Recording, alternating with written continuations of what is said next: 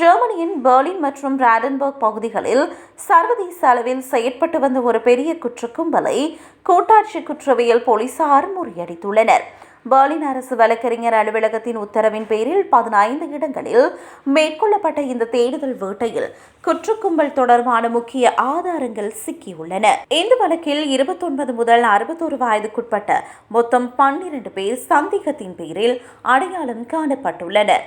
இவர்கள் மீது திட்டமிட்ட கணினி மோசடி, வணிக ரீதியான மோசடிகள் மற்றும் பெருமளவிலான போதைப்பொருள் கடத்தல் உள்ளிட்ட கடுமையான குற்றச்சாட்டுகள் சுமத்தப்பட்டுள்ளன. 32 வயதுடைய முக்கிய குற்றவாளி ஒருவர் தென் அமெரிக்காவிலிருந்து பெர்லினுக்கு கொக்கைன் மற்றும் ஹெரோயின் உள்ளிட்ட போதைப் பொருட்களை கடத்தியதாக கூறப்படுகிறது. மேலும் தபால் துறை ஊழியர்களை தவறாக பயன்படுத்தி பொதுமக்களின் அஞ்சல் வழியே வரும் பணம் செலுத்தும் அட்டைகளை திருடி அதன் மூலம் 3 லட்சம் யூரோக்களுக்கும் அதிகமான மோசடியில் ஈடுபட்டதும் விசாரணைகளில் தெரிய வந்துள்ளது.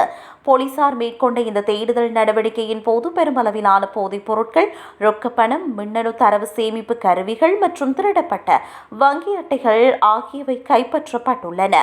முக்கிய குற்றவாளி கைது செய்யப்பட்டு சிறையில் அடைக்கப்பட்ட நிலையில் அவரது சொத்துக்களும் அரசுடைமையாக்கப்பட்டுள்ளன. இந்த சம்பவம் ஜெர்மனியில் பெரும் அதிர்ச்சியை ஏற்படுத்தியுள்ளது.